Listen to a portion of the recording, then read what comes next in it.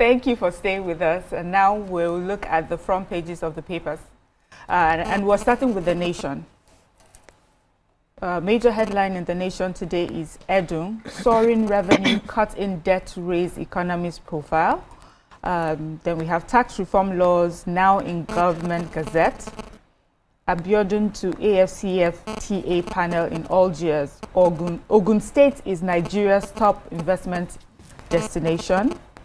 Let's not toil with all sector, Minister cautions union. This has to do with Labour Dangote meeting brokered by the federal government to end face-off, yet to agree. We have EFCC grills Sujimoto, CEO, over 5.7 billion naira contract fraud. We have Koti here, Oshun Council's funds application, September 22. Okpebolo employs 1,000 cleaners, outsourcing of jobs end. And finally, at the bottom strip, we've got UTME cheats face 3-year ban. Police probe body at National Assembly car park. Who's starting? Yes, so the federal government yesterday reminded National Union of Petroleum and Natural Gas Workers, that's NUPENG leaders, and Dangote Group management that the oil industry was too vital to the nation's economy to be subjected to industrial unrest or corporate policies that threaten peace and stability. The oil industry is not a sector that we play with. It is very important to the economy of our country and to our people. The government also said that, they had to call a meeting to broker peace, and the parties had to go into a closed-door meeting session yesterday in Abuja. Then Labour and Employment Minister Mohammed Dingyadi and Minister of State for Labour Nkiru Konye-Jocha led the government team to the meeting, which as at 11:30 p.m., the meeting was still ongoing. They said during the proceedings, a Labour official came out to inform reporters that there was no truce yet. He said while NUPENG insisted that workers in Dangote refinery must unionize, Dangote officials said it should be made optional. A delegate to the meeting told the reporter that about 11:15, the parties initially agreed that the workers at the refinery could unionize, but officials of the firm came up with a suggestion that, it should be made optional. So there's also another part of, the meeting that I will be taking in another paper. So for now, there was no truce. We're still waiting to hear the outcome. Yeah. Okay. I'm happy that they're at the table having a conversation. Okay, so I have the story of, they said EFCC grills Sujimoto over 5.7 billion contract fraud. They said they have been grilling him for over 7 hours. Let me start with the way the Nation took the story. They said the EFCC grilled the chief officer of Sujimoto Luxury Construction Limited, Sijibomi Ogundele, who alleged diversion of 5.7 belonging to Enugu State government. They said the Enugu State government awarded him 11 billion contracts to build schools, but that initially when they awarded the contract, they approved the payment of 30% of the contract, but he went and pleaded that they should give him 50% to enable him complete the project at the appointed time, and so they gave it to him. But somehow that he has not been on the site, and that the government went and saw what he had already done, that what he has done, that he has only been able to execute about 750 million. That's what they have seen in the project, and that he has refused to return to the site. That was the reason why they went to complain to EFCC. And when they complained to EFCC, EFCC invited him, but he refused to come, and that was when they now declared him wanted. And they said on his own he surrendered, and they took him to custody, and it took them 10 hours. They were questioning him and trying to get to know what happened. We're going to continue. Why, did you have any story? I took that the police are beginning the probe of the death of someone at the National Assembly car park. He was discovered in the car park. He was he's identified as 55-year-old Gaddafi Iwa, a thief man suspected to be a laborer at the construction site. He was discovered in a red Peugeot. They said the registration, I won't say that. The body was evacuated to the general hospital. They rejected him. His body was already decomposing. But they have the chief people have later conveyed the body to the Bawu village, border town, between Abuja Municipal Area Council and Kuje Area Council. Okay. And he has been buried to prevent a health hazard. Yeah. So I think they're trying to discover what killed him. Yes. How did he die? Okay. I have the Edo governor, Okpebolo. They said that the governor has employed 1,000 cleaners as civil servants under his Shine agenda. They said that the governor insisted that funds that were previously spent on contractors could cover direct employment based on the new minimum wage of 75,000. He said that about 2,000 new workers had been recruited across critical sectors such as health, education, and agriculture. And he approved recruitment of graduate doctors, health personnel, agricultural extension officers to close pressing workforce gaps. He also added that Civil Service Commission has reconstituted and is set to clear the backlog of promotions, which will now be merit-based through the Edo Prep system. This is a reform designed to retool officers and ensure competence and excellence are rewarded. Then on welfare, Okpebolo's administration has sustained prompt salary payment on or before the 26th of every month, alongside the payment of a 13th month salary in December of 2024. Pensioners have equally benefited with 300 million naira released monthly for gratuities, 1 billion naira dedicated to clearing arrears dating back to 2012, and over 65 million naira paid in insurance claims to families of deceased workers. That sounds like good news for the people of Edo State. Yeah. Let's move on to the next paper. We're looking at, before we take the next paper, let's go on a short break. I'll be right back to continue the paper reviews. Thank you for staying with us, and let's continue with the paper review. The Punch is the next paper. And the major headline in the Punch is 2027 North rallies voters as South tops pre-registration list. And then we have OPS rejects 5% fuel surcharge, TUC threatens strike. We've got Kaduna violence, El Rufai ADC leaders shun police invitation. The bottom strip, we've got seized allocations, court hears Oshun's suit against CBN, 2 killed in fresh Lagos cult clashes. World Cup qualifier, can Eagles fly high in Bloemfontein? I hope I got that right. Then Nupeng shuts depots as federal government Dangote talks drag. Compensation now may stall 712 billion naira. Lagos airport revamp. And then we've got finally JAM uncovers over 6,000 AI biometric malpractices. Let me just go with that quickly, please. So there's a special committee that has been set to probe examination infractions during the 2025 tertiary matriculation examination, that's UTME, and has recommended the cancellation of the results of 6,319 candidates involved in technology-assisted malpractices. So the panel was constituted to, the special committee is headed by the founder of the Albino Foundation, Dr. Jake Ekpele, and then he presented his report to JAM Register. And the report is as follows. Let me just go straight to it. It says 4,251 cases of finger blending, 190 cases of AI-assisted image morphing, and 1,878 false declaration of albinism. He identified other forms of cheating to include credential forgery, multiple national identity number, that's our NIN registration, and solicitation schemes.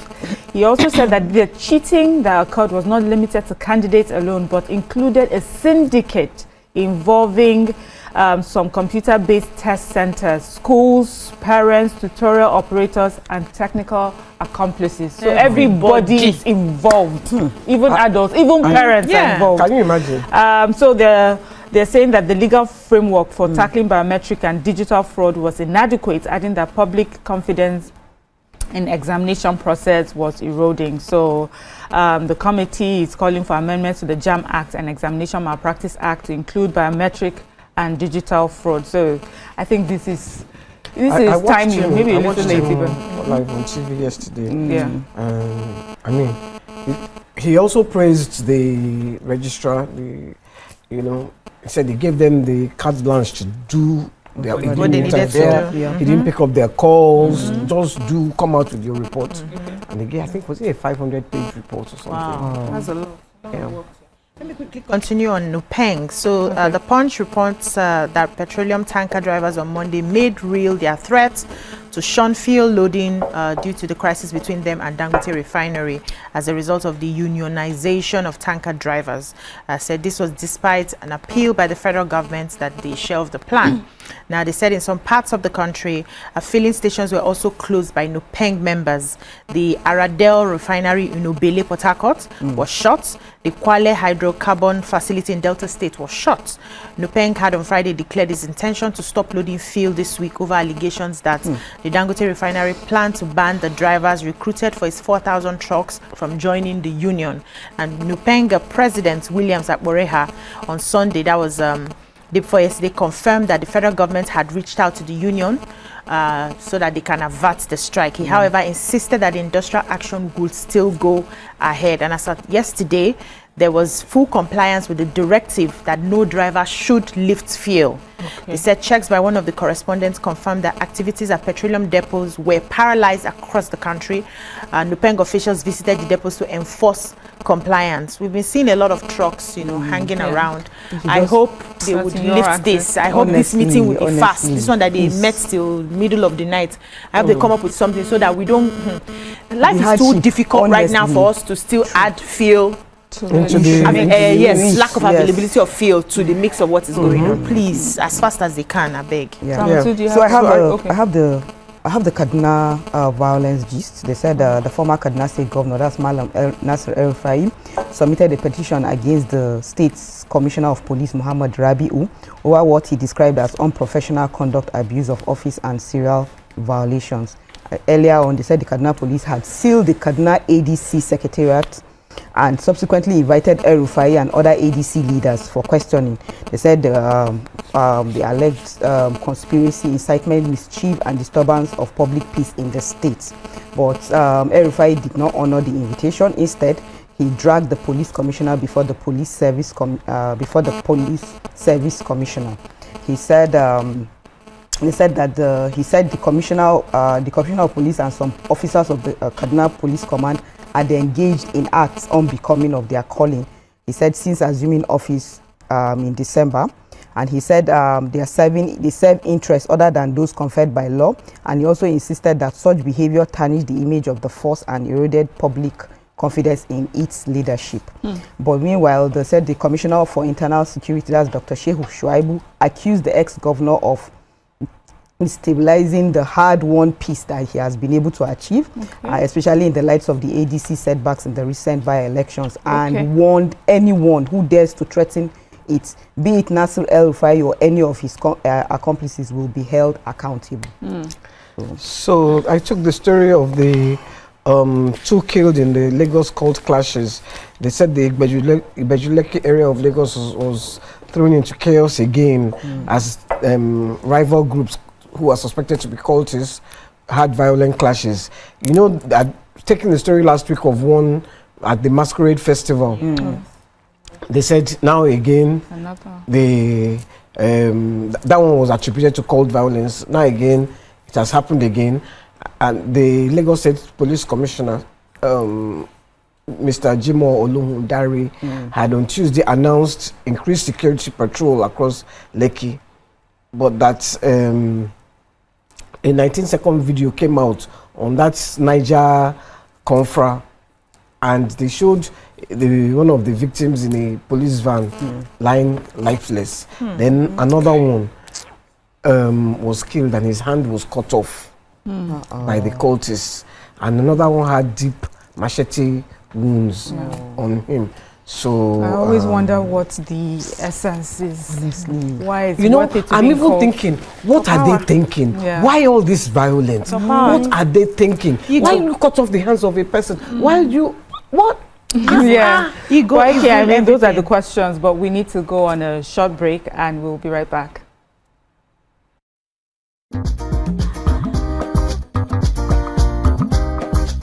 Stay tuned. Your View will be right back.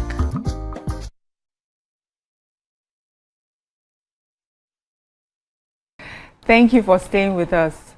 And today, for our topic, we have the story on Senator Natasha Akpoti-Uduaghan's infamous 6-month suspension by the Senate, which began on March 6, 2025, and officially concludes.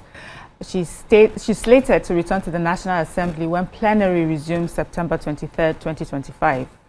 There are palpable fears that her re-entry may not be seamless. Her refusal to apologize to the Senate during the course of the suspension has fueled speculation that she might face renewed pushback. Will she weather the storm, or will fresh drama brew? Seeing everything that has transpired so far, the core question remains: was her suspension justified or disproportionate?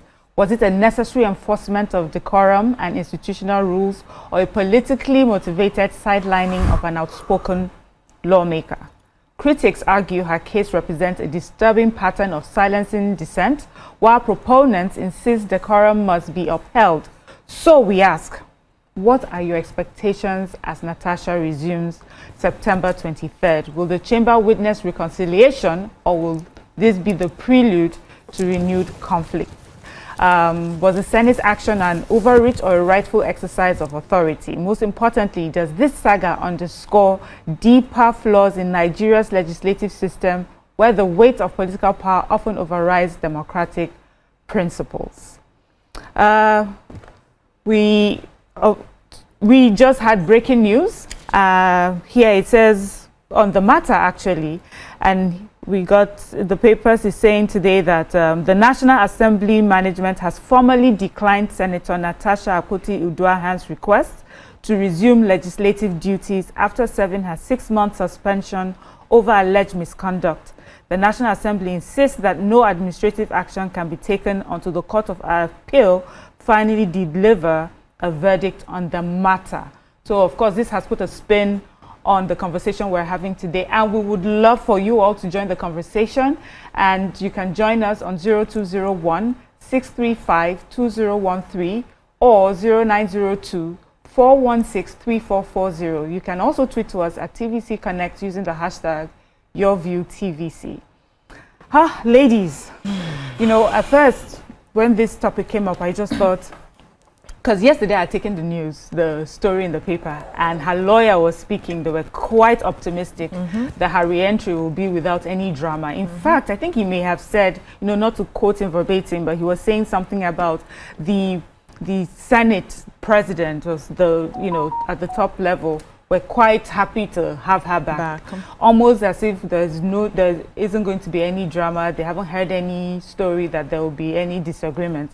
And just for us this morning, you know, while preparing to see how 23rd pans out, we get this message. What are your initial thoughts, given this breaking news? As in from when you're processing one, another one is breaking. Yes. That's exactly it. Because I remember when I saw the topic, and in my head I was saying, how would they receive her? Some factions would be excited about it, others will not. We know that APC has the highest number of people in the Senate. That's the majority. Then her own people would celebrate her with the, because of the protest that happened during the fracas. She had a lot of civil society join her, a lot of women came out and all that. Those ones would be excited to see that she's coming back.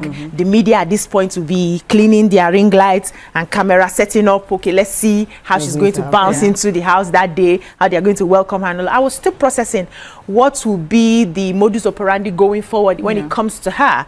And in my head I'm like, now they will now want to hold the rules a little more tighter for her. You cannot just stand up without recognition to be able to speak in the house. You must follow the ethics. They'll be quoting. I'm sure there will be somebody dedicated to be quoting it for her, so that she does not miss. She does not, what they say in pidgin, she no match line, And how would that play out when it comes to the whole political terrain? Only for us to get this news now that they are not going to be allowing her to come in. So I'm wondering, how long would they leave her out of her workplace where she's going to be representing her constituents? Exactly. What's going to happen? Because so far there's been no replacement for her people. people. There's no representation for her people. So the policies that she should have been making that would help her constituents, her people, and all of that, there's a lacuna there. There's no space there. So are they going to keep her and then suffer the majority of the people or the constituents because of what has happened? Is there any, what's it called? Is there any plan to ensure that those people do not suffer for more than 6 months suspension that they've given to her? Aside from, so this is not just be about Natasha herself, it's about the people that she is representing. This one, they are saying she's not going to be coming into the house till the court gives a form of verdict. How long is it going to take the courts to give that verdict before she comes back to do her duties? Honestly, so you've said a lot of things that, you've said a lot from me. Exactly, they've stayed out of making policies for a very long time. That's her constituents, and she's supposed to be there. And you now predicting that there's going to be an issue when she has not even resumed yet. It's alarming to me.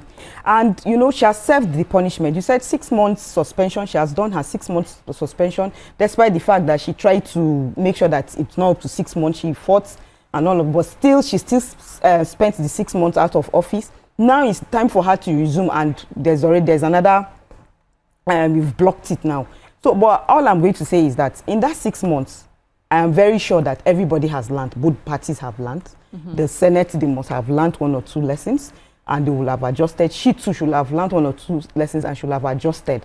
And she may come renewed, we don't know. But let her resume. Since her lawyer said something, Miriam read the story yesterday, her lawyer has said that, that she's going to come, she has prepared to come, and the good thing for them to do is to allow her come in and let them see what she has or what she has learned, and let them see the new her. If so she has learned from her lessons and everything, we need to move forward. We need to move forward, yes. Your initial thoughts, please. Take it easy. People keep complaining about us not obeying the rule of law in this country, and this is one of those cases where they are not obeying the rule of law. They gave her 6 months suspension. She appealed. They bounced it. They rejected it. They now appealed that rejection. Okay, their excuse now is that appeal. They're waiting for the verdict. But inside that appeal, the 6 months has elapsed. So what's the normal thing to do? Is, everybody, let's cut our losses and move on. But it is this now, to me, it's like a vindictiveness. They're trying to show her, you think you have power? We will show you that. Yeah, so it's where, and I hate to put it like this because I'm not really a gender biased person. It's as if the men are trying to say, you this woman that you think you can, we all women. You can mess us up outside, come back in. Disgracing us about but YK, they have said that it's not really about her. It's about the rules of the Senate. They said she misbehaved. She was also asked to apologize. We're still waiting for that. We had discussed that, her lack of apology. And, sometimes if a rule is not enforced, there will be chaos. So the Senate, as a body, is trying to make sure that there are rules in this place, there are proper rules of engagement in this place. And if you don't follow, if we let you go, especially because they may say, oh, she's a woman, we're afraid, let it not seem like we're being gender biased. Tomorrow, 100, different people will get up and misbehave Miriam, as well. First of all, there are no 100 women in the Senate. Just 4. I'm just saying in the future, now there are 4 minus 1, so there are only 3. And those 3 don't seem to be strong. Letting we're not hearing their voices like that. I'm not saying they're not doing anything. I'm just saying we're not hearing their voices like we heard her voice. Now, when they suspended her, they didn't say it's 6 months suspension plus an apology, or if you don't apologize, you will not that 6 months will not. Suspension. Okay. They didn't say that. Yeah. So why didn't they? So once the 6 months is up, allow her to resume. Well, as they said, let her resume. You can let her in and then give another 6 months on top again. It's okay. Well, but so I think yes. Now we want to another someone can move the motion that Natasha did not apologize to our esteemed Senate president, so we are giving her another 6 months. That's a different thing. Then we will now start fighting that fight again. But it has elapsed. It has elapsed. Yes. Okay. Remember, the breaking news says they're waiting for the court, the Court of Appeal, and after then we'll know what happens. But we have to go on a commercial break, and we'll be right back shortly. Thank you for staying with us. So we are discussing the breaking news that the National Assembly management has formally declined Senator Natasha Akpoti-Uduaghan's request to resume legislative duties. And we'd like you to join our conversation by calling our numbers. And of course, you can join us via Twitter as well. Drop your comments via Twitter and hashtag TVC Connect using the hashtag YourViewTVC.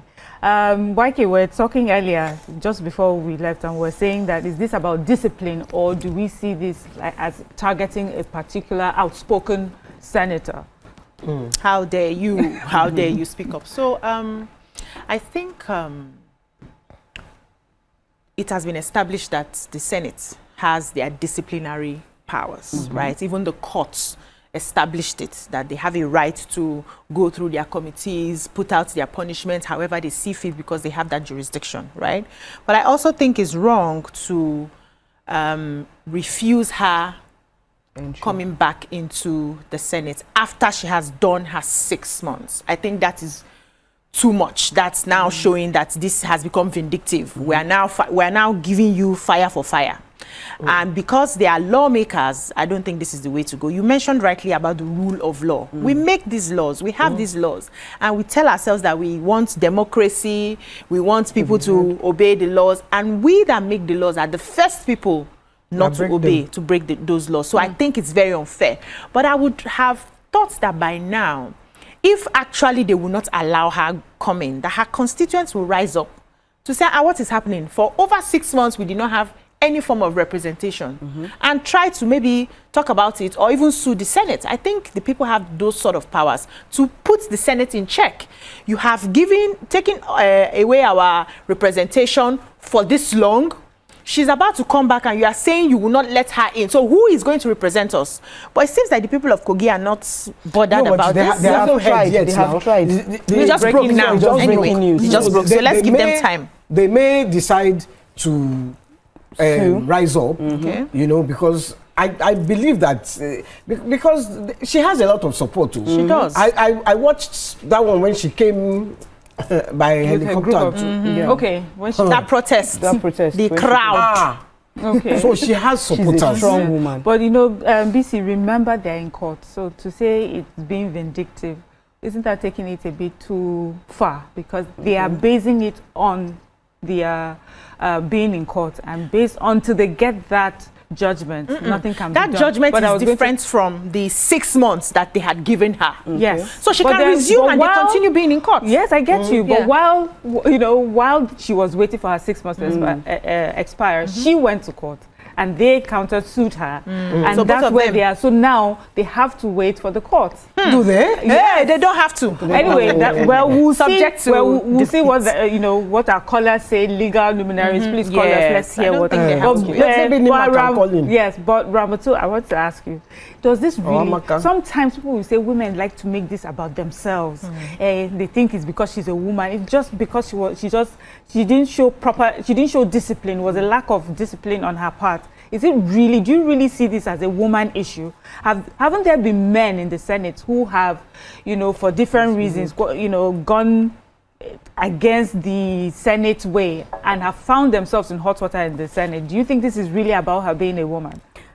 Somehow, partly I'll say yes, because yes, quite alright, she did something that was, sometimes when I think about the incidents, I'm like, if she had gotten up at that particular point in time when they said she should stand up from the seat, if she had done that, all this issue wouldn't have, all these things wouldn't have happened. But because she has already done that, and everybody, they should be able to pardon her, and she has gone on the suspension and she's back and everything. But then I still feel that women are not. We have supported her, but we have not done enough. And I think we need to do more. Okay. Because she's not only representing. Let me hold you on that. Let me take a call. George from Jos. Oh, we lost the call. Sorry, George. Okay, so she's not only representing her constituents, she's also representing women as well. And she's representing, you know, she's there as a mother, she's there as a sister, she's there as a friend, she's there as, you know, to women. So I think we women, we should sit up as well and see, not just only her constituents trying to sue or trying to ask the government that why are they doing this to their person. We also women, we need to come up and, you know, show her support and love at this particular point in time. Okay, because she has served the suspension, so she needs to be heard. They need to allow her in, just like what Auntie Yenny said. When she goes in, if there's any other thing that they can say, okay, there's another one. But also, I wanted to ask, you know, if Natasha apologizes, what does that mean for her own political capital? What does that say to her constituents? Would it make her weaker or would it make her stronger? You see, and you know, we always talk about being able to play that political game. Because if you're out, you're not really in there representing your people. So sometimes maybe, you've lost. You know, just play the game so you're in there where you can make an impact for your people. Can you really make an impact when you... Because I want to give you the example. Sorry, YK, before you go. Let me take Ola from Abuja. I would like to hear your thoughts. Let me just take his. Ola from Abuja, welcome to the show. Yeah, good morning. Good morning. Good morning. I want to salute your courage, and I want to say you are doing a good job on this program. Thank you. One of the most important things is to get the foundation right.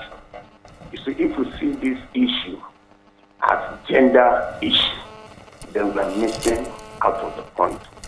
Just like one of your commentators said, we have seen male member of the Senate falling short of the rule of the Senate, and they were heavily punished for it. You see, because you are all seated, you are... Why can you say? Yeah, I was going to say, you see this apology that we're all saying. There is one thing about apologizing, and there's another thing about you apologizing and then emasculating you completely. I will give you an example. The River State governor. When they say they have removed everything that is like man inside that man, that's River State governor. After he apologized. After he apologized. Because everything that look at the local government elections. When he was about to hold the local government election, what did they say? They said he has to give 90 days. When they were going to hold the local government election, what happened? They didn't even give notice. They just say, everybody going to start to come out. When they held the election, there were all kinds of shenanigans that we all saw on TV that we did not know. Everybody has kept quiet. The guy himself, Gongo, has kept quiet. He has been emasculated completely. Because he apologized? Because it's part of the apology. Because when he's apologizing, they will say, okay, not that you have apologized. You will do this. And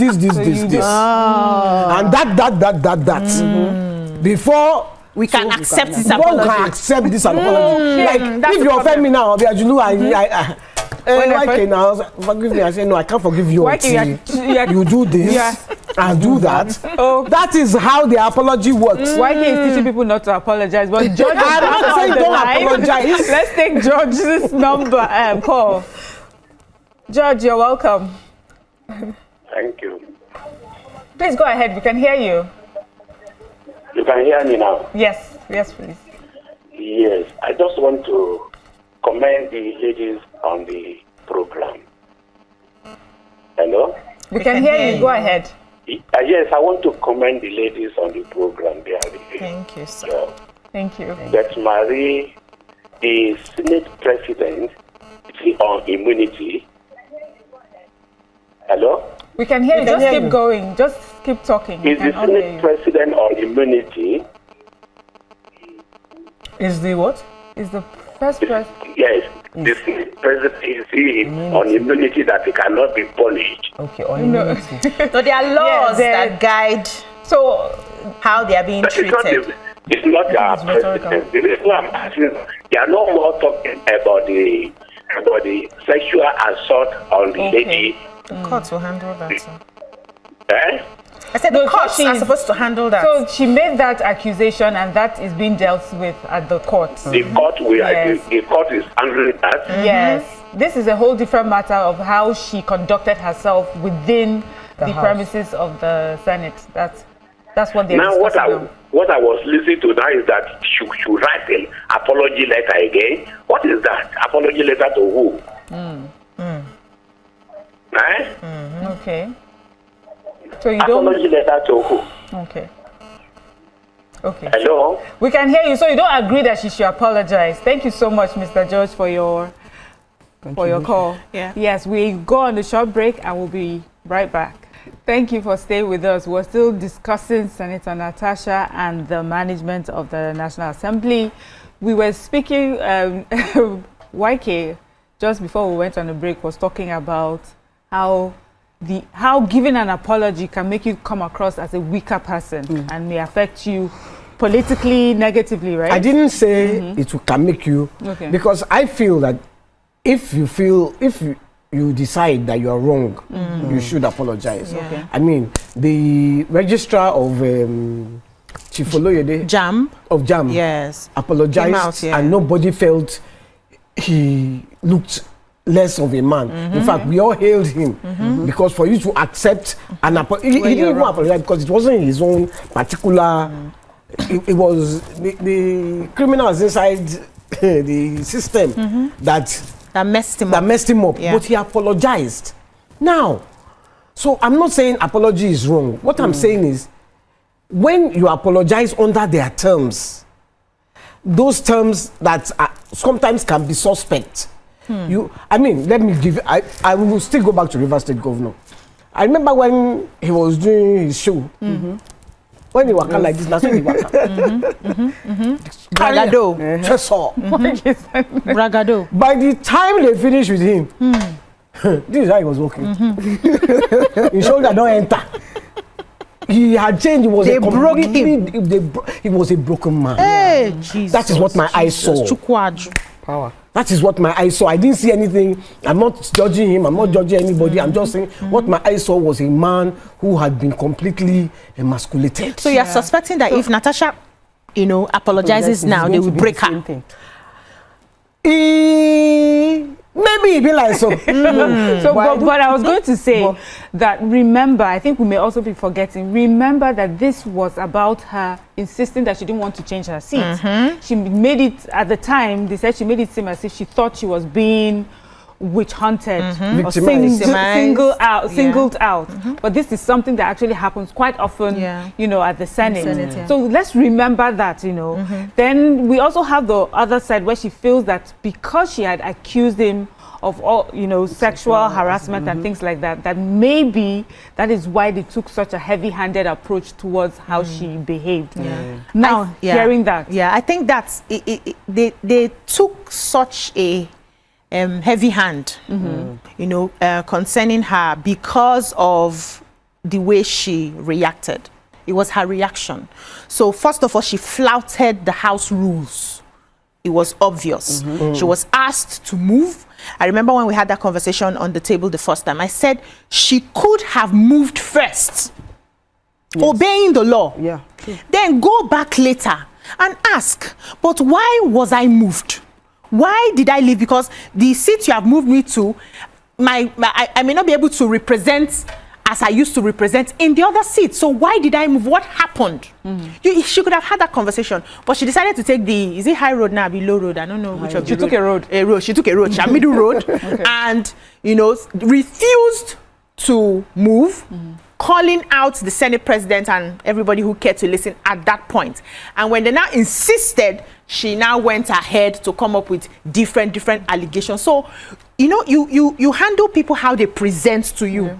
So if she had taken another route, maybe we would have forgotten about this issue, because there were several instances where even Akpabio at the time misbehaved in the house, and then he was called to order, Saraki during Saraki's time.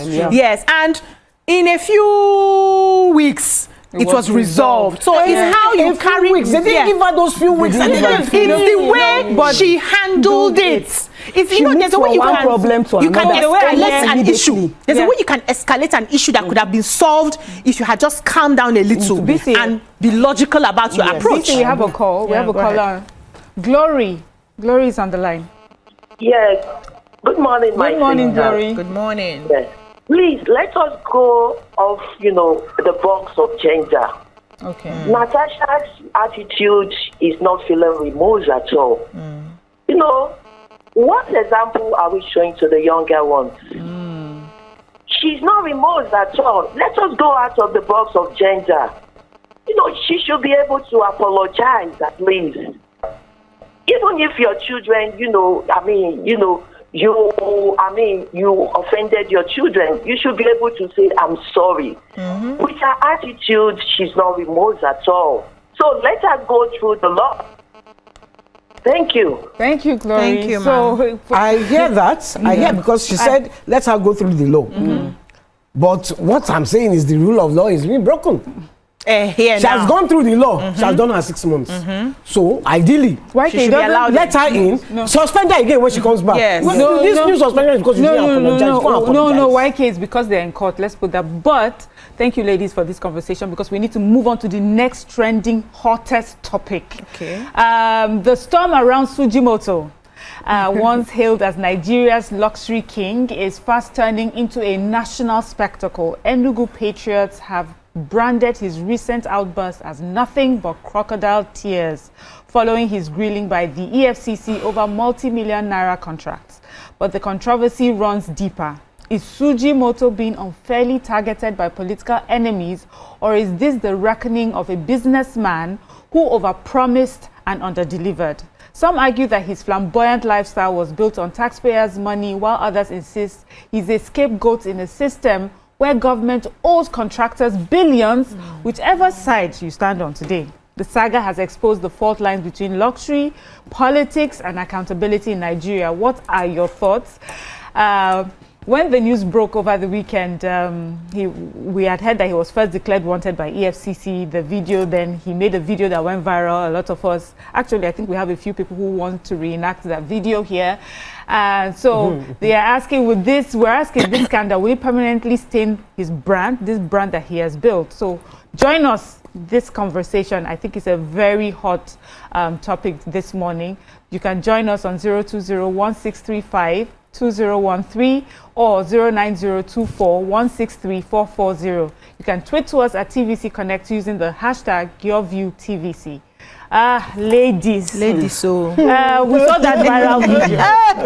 There they go. Okay, before that, there's a video. We already have the video on screen. I'm not a thief. Let's watch the video. Are we watching the video? Do we need to? Okay. So, all right, ladies. Ma, we had, I think Ramatu wanted to give us the first story. reenactment. Yes, the drama. Yeah, so he said, I am not a thief. Please, I need tissue. okay. He said he's not a thief. And meanwhile, they gave him 5.7 billion, but so far he has used 750 million out of it.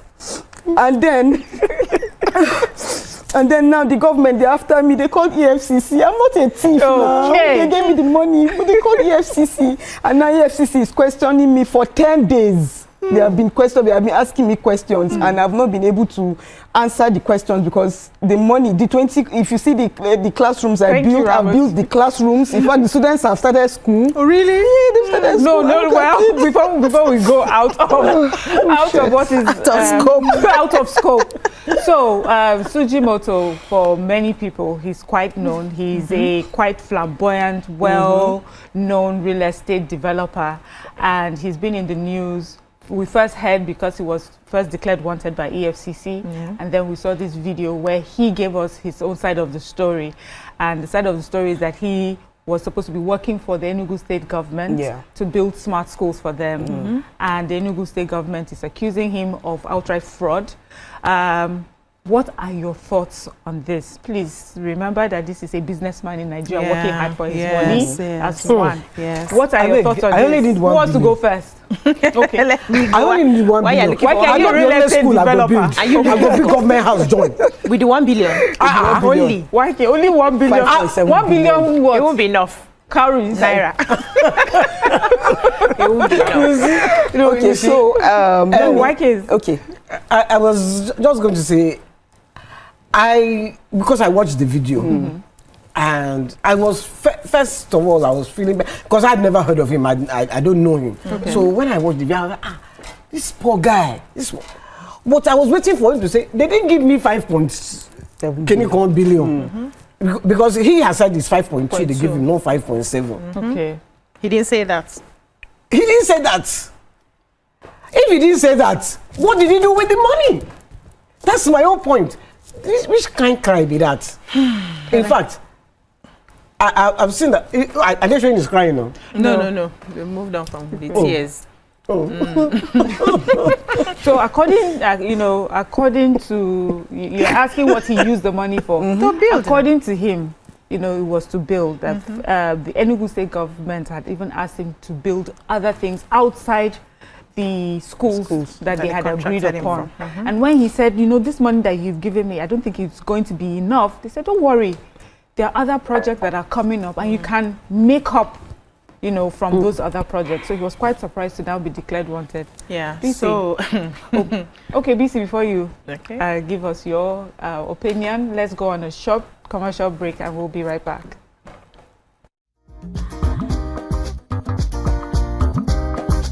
Stay tuned. Your View will be right back.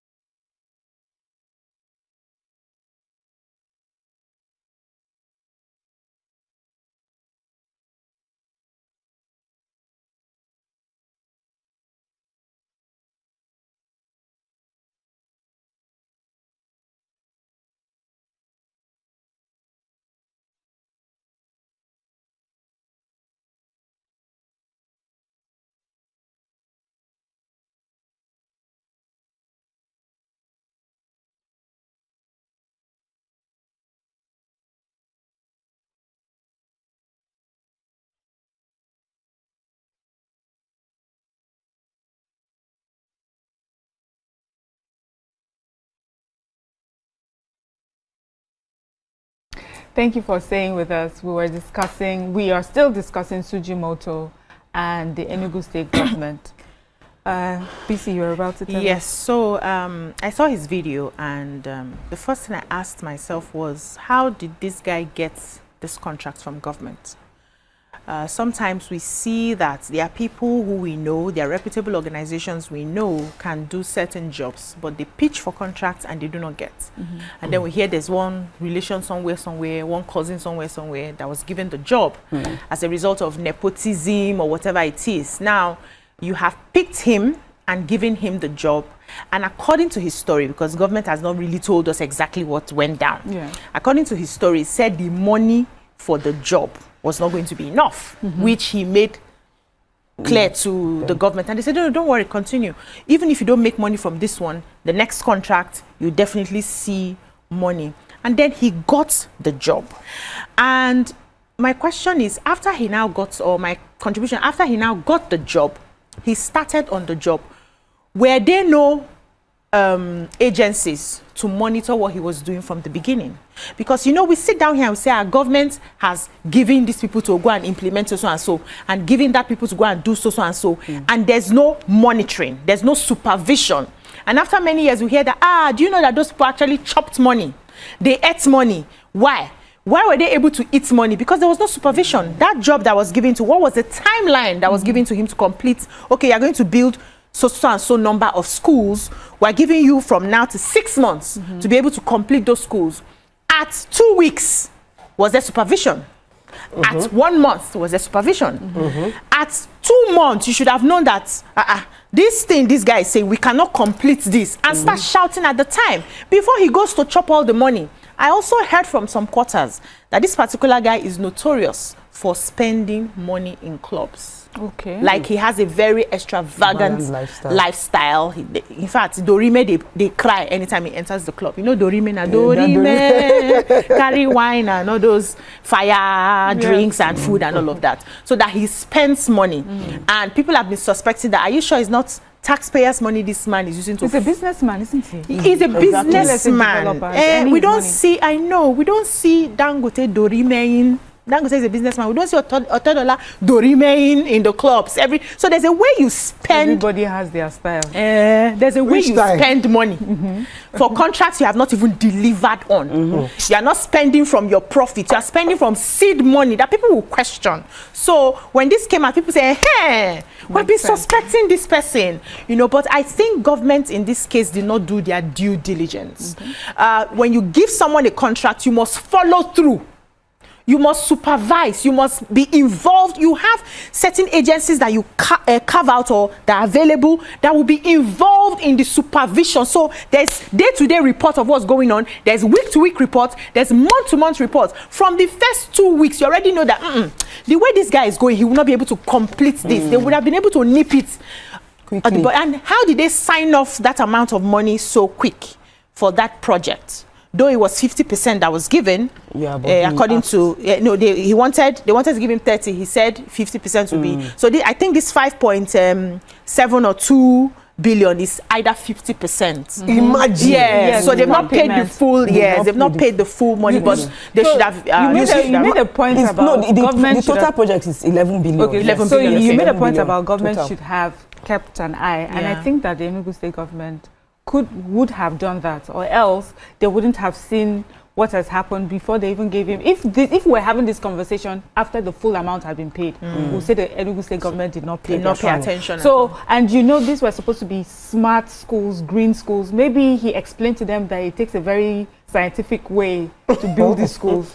So, do you remember the story of the emperor's clothes? Yes. Where the emperor, was asked everybody in his town to make him this clothes that he wanted to wear specially, so that when he wears this outfit and he walks around in his empire, he wants to wear the best clothes, and he got different kinds of people. They now realize that what he was looking for was just beyond this world. In the end, anyway, the end of that story is that he walked through his empire naked. But he believed that he was wearing clothes based on what the tailors told him. Like, what you're wearing is this, until a little boy pointed out, the emperor is naked. So I'm saying this, I bring this story because I'm saying that sometimes, because it is what I heard is a very specialized niche project for smart schools, for green schools. And if the government would depend on Mr. Sujimoto telling them how it is supposed to look. I think that the Enugu State government must have been right in the Let me interrupt you there. Allegedly, they were not. He said they told him, he told them that this is how they do it, like the emperor. Excuse me. Did you go and do your due diligence? The government should have done their due before you give him that kind of money. Should have done this kind of thing. Show me the track record. Smart school you have built before. True. You gave him the contract. You said because of the ones that you've been hearing he did in Lagos. Which smart school did he build in Lagos? First, go and ask Lagos. He's a real estate developer. As a smart school, you can develop real estate. House. But smart school, which one did he build? What is his track record? What is what are his deliverables? Does he even understand? Because it's not small money that you are giving him. That's true, Ike. So we have a call from Abuja. Ade from Abuja. Good morning, Ade. Good morning. Good morning, everyone in the studio. Good morning. Good morning, sir. Great job about that. All right, thank you very much. This topic is a very tough one, and I really want to commend you guys for now. You're doing great justice to everything over there. Sister Amy, kudos to you. I like your hairstyle. Looking very nice over there. Thank you. Now, yes, if we're looking deep to the way things actually go in Nigeria, peradventure, how government project is being given out and all those things, I think there will also be need to hear from the side of the government and investigate this matter properly. Because sometimes when those projects have been given out, how do they give it out? Government actually have this arm that's supposed to perform that supervision function properly to ascertain that things are being done accordingly. But hope nothing has been done at the back, because a lot of projects are being Oh, we lost him. Was making very important points. So sorry, Mr. Ade. You are good. Okay, so Yeah. Go okay, on. the part of supervision, I know that a lot of government, whenever they award contracts, they hardly supervise because they have a lot of contracts that they will have awarded. So most times they don't. I'm just saying they are supposed to, That's true. but most times they don't. You understand? And we all live know. in trust. Yes. So another thing is that okay? So the business guy is a businessman. Yes. He must have submitted all his credentials and everything, so for them to have awarded him that contract. Now, you now went. They gave you 30%. You came out and you said. Because me, I know in Nigeria here, most times it's the government that always, the contractor that is always chasing the government to pay. Yeah. Yes. But you now, the Enugu state government, they've done very well. They gave you 30%. You went back and you said no. 30% will not finish this project. Take it to 50%. And they did. They took it to 50%. So now you have not completed this. You've not done the project. Usually, once you award the contract, you do a contract like the way he did, 11 billion. Yeah. The amount that he'll be given is supposed to finish that project. The remaining part of the money is usually your profit and a little more. Okay. Yeah, but he You said from the understand? beginning that the money will not be enough for that project.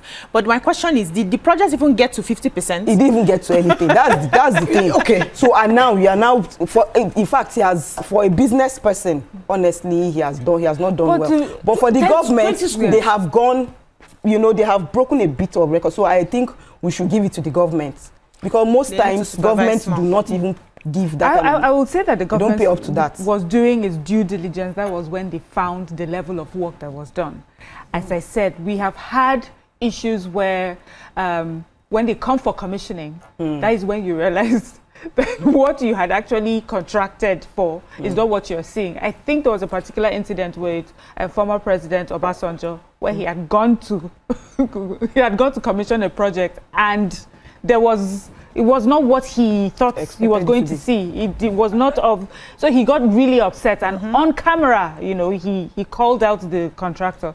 So if government does its due diligence and meets you and finds you halfway through your job that you haven't done it, then it's okay that they have asked you to refund, not to refund, to ask you what's happening. Yeah, you see, I don't think you are right about government not doing due diligence, because I remember when my partner was given the contract to build Freedom Park, there was a project manager from the state government. Yeah. That's how it should be. He was coming To see. He was stationed there, a project manager from the state government. So they should have been a project manager. They gave him money for 20 to build 20 schools. Build 5. Let's see. Complete 5 safe. That's true. You didn't build any. Then you are crying. Okay. Me too, I want to cry. Another thing, YK. He's been known to commission and build, what's it called? Real estate, residential buildings.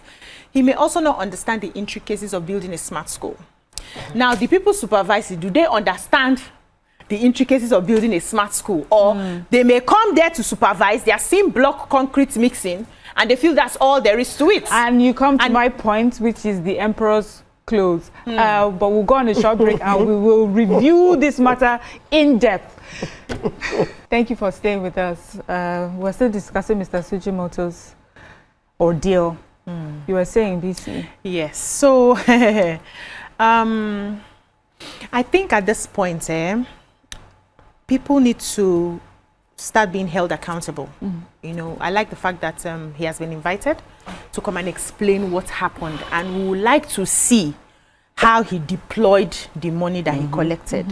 We would like to see how many, because one of the things he said is the fact that when he got the job, price of cement was a certain amount, and then the price has moved up, So I would also like to know if it's only cement that was required for, those schools, because I know that it's not just cement, there are blocks, there are going to be infrastructure that will be, it's a smart school. Do you know what a smart school is? You have your teleprompters, you have your, what's it called? The foundation to the linted is the least of the issue in a smart school. Is that building an ordinary house. So you just get there, but the infrastructure is what makes it a smart school. But we are still seeing the level of steel, cement, and block, and so much money has gone down. And that's why I still insist, if there was proper supervision, he would have taken that. At least he would have finished the building. He would have finished like. He would have finished the building. Then we're now waiting for, okay, which infrastructures are you bringing into the classrooms? You know, what are you setting up? What sort of technology, AI are you bringing in to the classroom? That is where we'll be right now. But because there was no proper supervision from the beginning, how many months does it take you to lift a foundation? I built houses and I know. Lift foundation. See, once there's money, you see that thing in 2 months from the ground to linted. But have you built greenhouses, green schools? Smart No. What makes it a smart school is the technology you now bring in. Not the building, not the foundation, not the mixing of concrete, cement, and block and roof. That's not what makes it a smart school. Is the infrastructure you now bring in. You're not bringing in different kinds of doors. You're not bringing in what to. But that money, I don't believe, say go anyway. So it never even reach. What I want to say, hold on. It never even reach linted. They never even cover one. Say we don't complete. And now we want to start bringing infrastructure. So meaning that it was not properly supervised for the houses. I saw the thing. Took it to still be at this level. He has not done anything. Anyway, we have a call. Jacob on the line. Good morning, Jacob. Yeah, good morning, Miriam. Obi, good morning, Daramota, and then Sister Morning, sir. Carol. Good morning, ma. Carol. Quick one. I think, can I still talk about Natasha before I come to this very particular topic? Please go ahead. Sure. Yeah, thank you very much. Thank you very much. You see, Miriam, Natasha did not do well at all. You see, when you are going to National Assembly, you have to have something at back of your mind. Number one thing you should take to that very particular assembly is wisdom. Wisdom. Because the issue is this, you are not representing yourself. You represented the whole constituencies.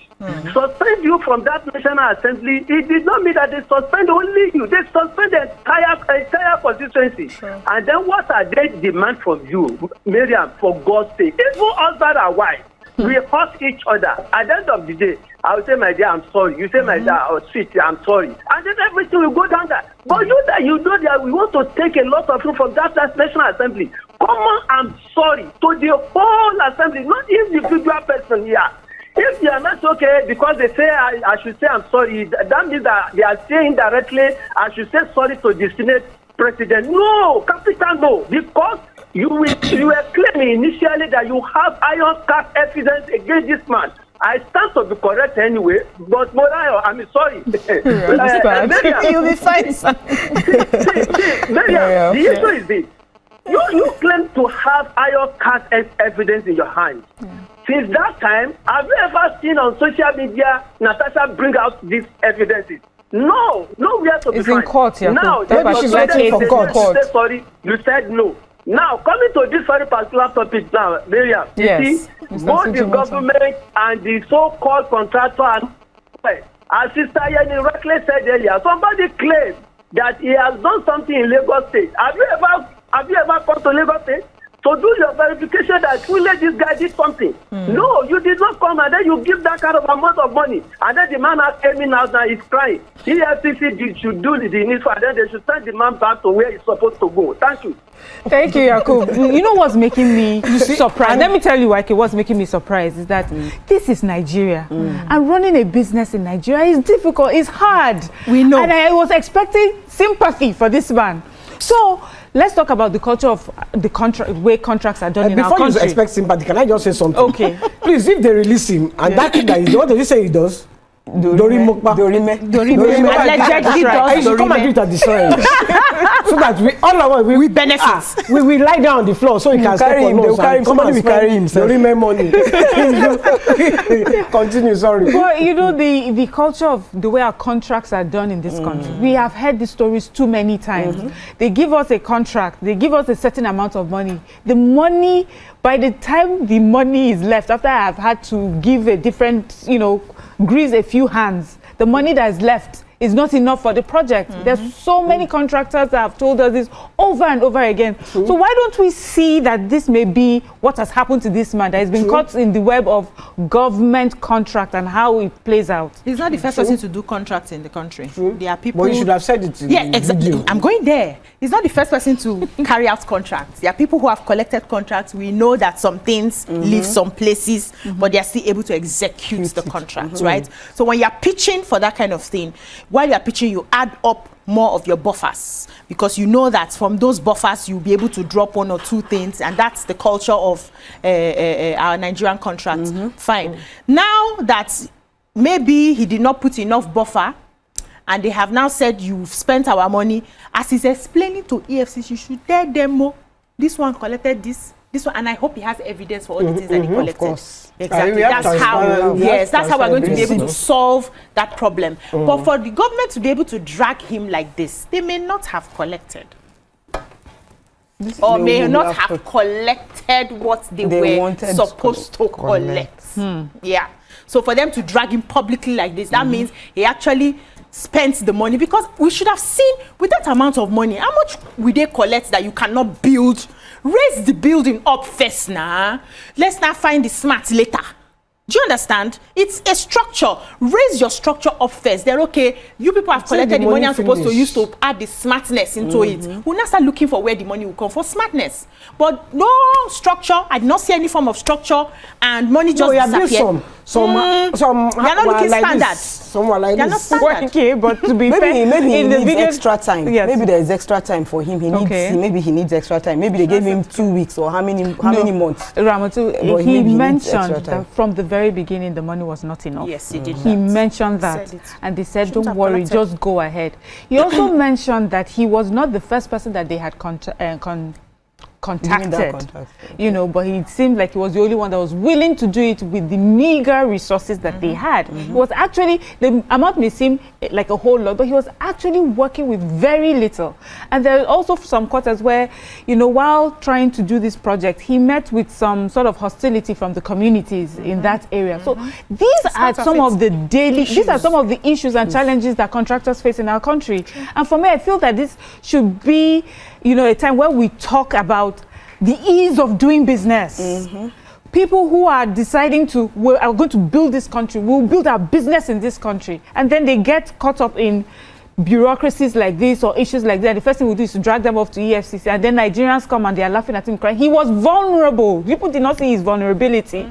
A businessman of that caliber comes on social media and is quite vulnerable. Why can't I didn't believe the cry. Why didn't we believe the cry? In fact, you should be his lawyer. It didn't sound. If his lawyer is not telling them all you know this, why people are laughing. You know why? that Let me tell you why people are laughing at, because they've seen his past lifestyle and again his past records. They've said that in the past he has not delivered and all. So they believe that he's been given the money and he didn't execute that contract. He didn't deliver. Me, I don't want to judge him because I don't know him. I don't know him. I've never even heard of him till this matter. But you know, there's another thing: the way that the lifestyle that he's had over the years. That's Would that be an issue? Because many Nigerians, we don't like to see big people flex their money. So if you I don't know if you I'm know, allowed because to we read are, some of these comments. So please, the comments are if we have hilarious. comments, please let's read them. Let's read them. Let's go ahead. Let me. Mine is not down. Okay. They said Brick House Capital. They better go and find his side chicks who he paid for their BBL and Dubai trips, because now they are the money they. Hey God. Akani Taiwo says only a scammer will come online and be crying. If he's bold enough, he should have gone to court to challenge his integrity. Men don't cry easily. One. Why do you think it was easy for No. Men, wait now, calm down. It's generalization, but it's still generalization that we know that men don't cry easily. And even when they want to cry, they wouldn't cry publicly like that. I've seen men, wait now, we used to beg men to cry safe. I've seen men who cry in their closets when the thing is really hurting them. But to come publicly to cry is strange. That's one. Two, they put a lot of allegations on your head. You're not coming with facts and data to say, at so time, this was what I paid for, these are the receipts, at so time, this is what I did, this is who I sent money to. You're not giving us data, you're not giving us receipts. You're just coming to what are sentiments to the fact that maybe government is trying to victimize you and all of that. And that is wrong. For people who are logical, looking through that video, like, but Oga, you have not said anything. You just came to cry here. Should we be crying with you? Come and give us facts and figures. This is it. This is how it came. This is what I've been able to do. This is how much I've been able to spend. There should be track record. Did they pay the cement factory with cash? No. They transferred money. Show us those evidence. I'm sure his lawyers may be putting those papers together to prove the case in EFCC. But coming out to do that cry, I don't think he even scattered the case because many Nigerians were upset. Okay, this is your cry. No, we started investigating the tears, the way it was going, the way the mouth was opening. You know, you just gave us things to look. Coach BC, I have some. Coach BC, and I know how painful this I have some question for Coach BC when we come back from this short break. Let's go on the short break. We're going on the short break. I want to read Akoni. Thank you for staying with us. We're having quite a fiery conversation here. Mr. Sujimoto's vulnerability seems to be questioned. People have called it crocodile tears, and for me, I know this. We're talking about fraud here, but you know, it also now begs the question of how we want our men to express themselves. Hajia Ramatu. Don't defeat my man. So don't do that in public. Don't do that. Okay. Come with facts. Ramatu, what does this mean for the Sujimoto brand? That he came out, he spoke. We understand the EFCC. If he goes to court and he's able to vindicate himself, he's vindicated. But being vulnerable, does it now not help his brand? I can't say him being vulnerable is not good. It's okay because it's possible that he's the type that can easily cry. Yes, he's the type that easily cry and express himself. You know. So, but yeah, he needs to do a lot to make sure that his brand doesn't go down, because as it is right now, it has affected. It's going to affect his business. Like now with all these things, now if I want to do business with him, I don't think I want to do business with him. YK has some comments. Thank you. Yes, so I have Oladidi said, when you hear Sujimoto, you expect to see a Japanese man until you see the Lagos boy. When your parents named him Shijubomi. This Bisi says, I knew Sujimoto sounds very futuristic. How will you cope without calling Morayo's name? Brickhouse Capital. BC, you are looking so beautiful this morning. I am not toasting you. You're married woman. How does that comment? It's glowing this morning. I love it. Thank you. House of BC. Mr. Yakub, bans aside, they are also disrespectful, sir. She cannot put the evidence on social media because it's a court matter.